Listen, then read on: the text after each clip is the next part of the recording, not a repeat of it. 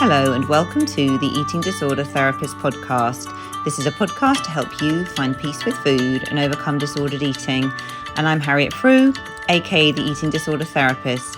And I'm so excited to share with you all kinds of stories, tips, information and guest interviews to help you on your journey in finding peace with food. So thank you so much for listening today. Now today is another bite-sized episode and another one from one of you lovely listeners. Now this listener is asking about making the difficult decision about whether to go into an inpatient treatment facility for an eating disorder on a voluntary basis. So this is when the treatment team are not forcing this person to go into treatment. They are sort of putting the decision in the person's hands to try and make the best decision for them. And hopefully, I think, with the intention that if the person does take up this admission place, that it will be a bit of a fast track to recovery. So this is a great question and something I haven't ever really talked about on the podcast before. So I'm going to share some of my thoughts on this. So before I jump in, I want to just say that I'm based in the UK, working as a therapist, and I have worked for an adult eating disorder service in Cambridgeshire for a large part of my career.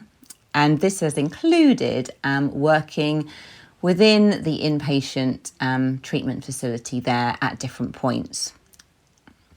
Although predominantly I have always worked with outpatients, but I have worked with several people who have been either going into the inpatient facility, and then I've sometimes worked with people when they're on the ward and sometimes then followed up with them when they've come out. So I'm sharing thoughts.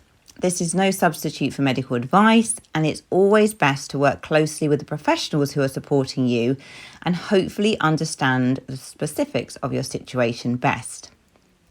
Now, I think what is really great in this situation and what this listener is describing is that it is actually very good practice for individuals, where possible, to be able to opt into inpatient treatment rather than going under coercion or being forced.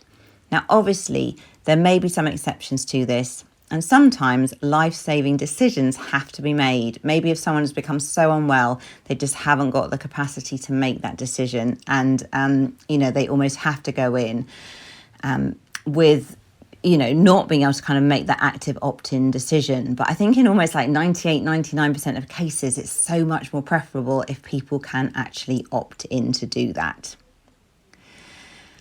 If you are opting in, you're having some choice and autonomy in making the decision, and that's going to be so much more beneficial for enhancing your motivation for change and also helping you think about your personal choices along the recovery road.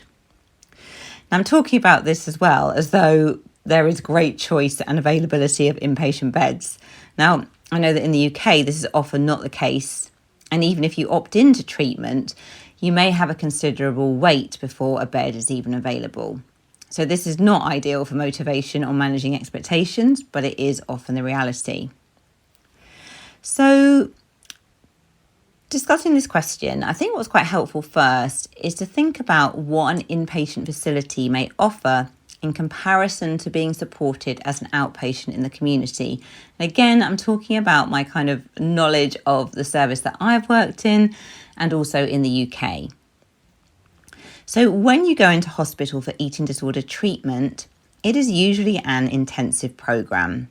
So in some cases, you might have the option of daily treatment programs where you can go home and sleep in your own bed at the end of the day.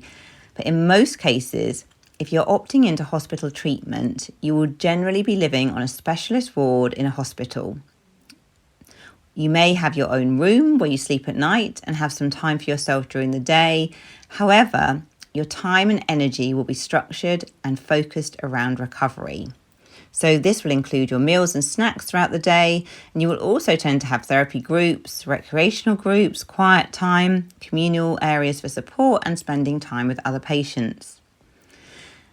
And to begin with, you might not be permitted much time, if any, off the ward. But as your admission progresses, you normally get increased quantities of time off the ward, and this is to support you in navigating more independence around food and decision making. So when you're in hospital, you're normally supported by a multidisciplinary team made up of different professionals, including psychiatrists, dietitians, psychological therapists, art therapists, occupational therapists, nurses, and more. And if I've left any profession out, let me know. Units will vary in size, and the unit I was familiar with had usually between about 8 and 14 people on the ward at the same time.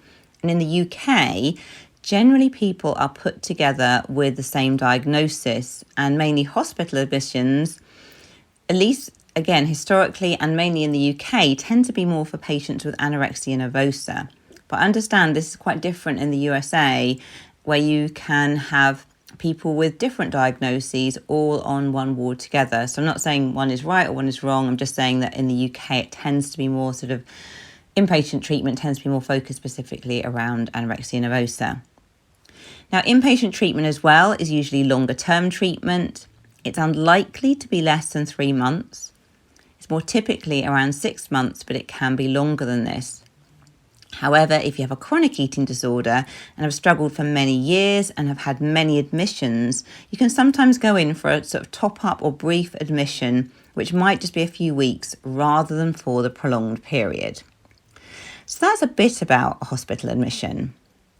So I think it's also quite helpful to reflect on what the alternative community support might look like. So again, historically in the UK, community support tended to be the other extreme in terms of intensity. So if you weren't going into hospital, the alternative might be having something like 1 therapy session a week with maybe a bit of extra input from a dietitian. And I think, again, depending on what area you live in, you might have had some sort of nurse input or other professionals as well. So generally, although you were quite supported on some level in the community, the onus is much more on you to make the changes. So most of the week, you'll be making the decisions about your eating and going it more alone and then checking in with your team. And I guess, again, there are pros and cons of this. So back to my listener's original question, what to do? So I think it's a really helpful exercise to really consider your own personal pros and cons of inpatient treatment versus outpatient support. Now, sometimes if you've hit rock bottom, your physical and mental health is in a place where it's very challenging to make wise decisions or to even implement change, as starvation has completely overtaken you. Then maybe the intensity of an inpatient admission might be more appropriate. Here you have the structure of the programme, people on hand 24 hours a day, other people going through the same thing, your food is prepared, you can focus 100% on the matter in hand, sort of weight restoration, improving your health, and it gives you dedicated time and focus for this. If you are in a hole in recovery and an inpatient admission could really propel you out of that hole and give you the tools and momentum to then continue with recovery, or at least a much improved quality of life, then it can be absolutely the right thing. On the other hand, though, an inpatient treatment is not a perfect fix or magic pill by any means. And you might even fantasize about perfect care and escaping life within hospital, being airlifted from your current life and being taken care of and looked after. And sometimes if everything has overtaken you so much, this can feel like the only way out and in some ways a relief and escape from daily life. However, ultimately, eating disorder recovery is about you taking responsibility. An admission can support you, but it cannot fix you. And people often find admissions to be intense, stifling, controlling, and a loss of freedom. You will learn valuable recovery skills and meet other like-minded souls, but you also run the risk of learning new eating disorder behaviours from peers, becoming dependent on the system and institutionalised, perhaps overly reliant on that internal structure and extra support. But then when you come out, you might not feel able to implement this on the outside unless you have really kind of good outpatient follow-up afterwards. Also going into hospital, you miss chunks of life, which again may be necessary if you really want to focus on your longer term health and you're not in a place where you can make those changes in outpatient. But also you will miss out on experiences with peers. Sometimes study or work opportunities and numerous admissions can leave your identity wedded to the eating disorder and being sick. And this isn't so helpful. Having said this, If you are struggling physically and mentally, the alternative to inpatient may just not feel doable. One weekly therapy session might feel like a drop in the ocean in terms of the intensity of the support you need. The eating disorder may have tangled its web around you so strongly that you feel powerless to change. It may just not feel enough. Having said this, outpatient therapy renders you as the greater responsible agent for change. You will develop autonomy and independence and confidence around decision making. You can maintain some quality and normality of life, which can mean that the eating disorder has less impact on your identity. You can maybe continue more easily with work or study or seeing your peers, and these factors can all be very helpful in your motivation for change and creating a life beyond the eating disorder. So as you can see, it is a very complex topic, and there is no right or wrong decision here. Ultimately, I think it's important that you're guided by your professional team who know your individual needs and can support you to make a decision that will benefit you most. There are pros and cons of inpatient versus outpatient treatment. I'm very aware that sometimes you might not even have a choice, but I would encourage you to consider your own pros and cons of the different options and to think about the short-term pros and cons versus the long-term pros and cons of different options. Because I guess although an inpatient admission can feel like a huge inconvenience and might be robbing you of a chunk of life, I do know as well many people who have benefited from this and it's propelled them to a whole new level of recovery and has even been life-saving. But I also know patients who have been on revolving door admissions for years, and this hasn't always been helpful at all. Their identity has become locked within the eating disorder, and normal life then becomes scary and daunting. So I hope this has provided some thoughts. Carefully consider what is right for you with the support of your loved ones and your team.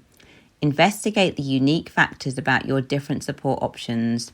And I have talked generally here, but it's going to vary by county in the UK, and it's also going to be different depending on where you are based in the world. So I hope you enjoyed this episode. If you're not following me already, do seek me out on Instagram at the eating disorder therapist _. And for further support with your relationship with food, do go to the eatingdisordertherapist.co.uk. If you're looking for individual therapy, I do have quite a long waiting list at the moment, but you might be interested in my online course. It currently has 50% off at the moment, and it has 29 lectures and 25 videos, all supporting you to heal your relationship with food, overcome disordered eating, and it's called 10 Steps Towards Intuitive Eating. If you enjoy this podcast, I would be so grateful if you'd follow, rate and review, as it helps it reach so many more listeners. Thank you so much for listening today. And thank you to all the lovely comments from people that I get on Instagram and to my emails. I really appreciate it so much. Thanks so much for listening, and I look forward to sharing another podcast episode with you very soon.